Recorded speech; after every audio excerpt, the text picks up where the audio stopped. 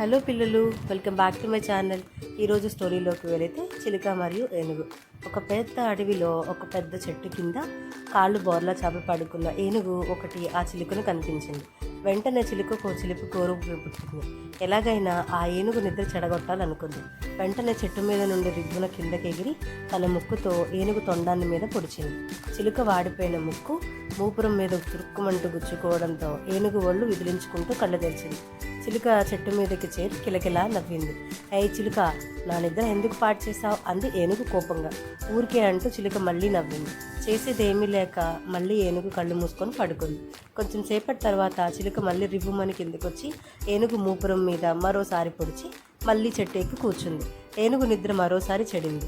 ఈసారి ఏనుగు ఏ చిలుక, నీకేం పనిలేదా అంటూ కోపంగా గింకరించింది. కానీ చిలుక మరో 2-3 సార్లు అలాగే చేసింది. దాంతో ఇక లాభం లేదని ఏనుగు అక్కడి నుంచి లేచి బయలుదేరింది.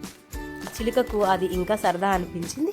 మరోసారి ఎగిరి ఏనుగు మూపురం మీద పొడిచి వెళ్ళి ఒక చెట్టు మీద వాలింది. ఏనుగుకి కోపం ముంచుకొచ్చింది. చిలుకకు ఎలాగైనా బుద్ధి చెప్పాలని నిర్ణయించుకొని అక్కడికి దగ్గరలో ఉన్న చెరువులోకి దిగి తన తల, మూపురం తప్ప మిగిలిన శరీరం అంతా నీటిలో ముంచింది. అది చూసిన చిలుక మరింత ఉత్సాహం అనిపించింది.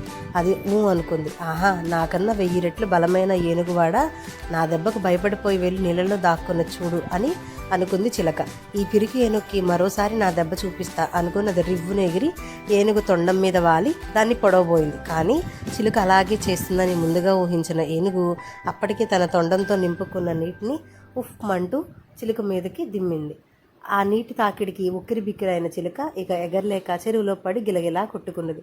దయగల ఏనుగు దాన్ని చూసి జాలిపడి దాన్ని ఒడ్డు మీదకి విసిరేసింది. చిలుకకు ఇక బుద్ధి వచ్చింది. తనను క్షమించమని అది ఏనుగును వేడుకొన్నది. ఏనుగు గంభీరంగా చిరునవ్వు నవ్వి తన దారిని తాను వెళ్ళిపోయింది. చిలుకకు పెద్ద అంతరం చిన్న అంతరం తెలిసింది. స్టోరీ మీకు నచ్చిందా? నచ్చితే లైక్ చేయండి, షేర్ చేయండి, సబ్స్క్రైబ్ టు మై ఛానల్.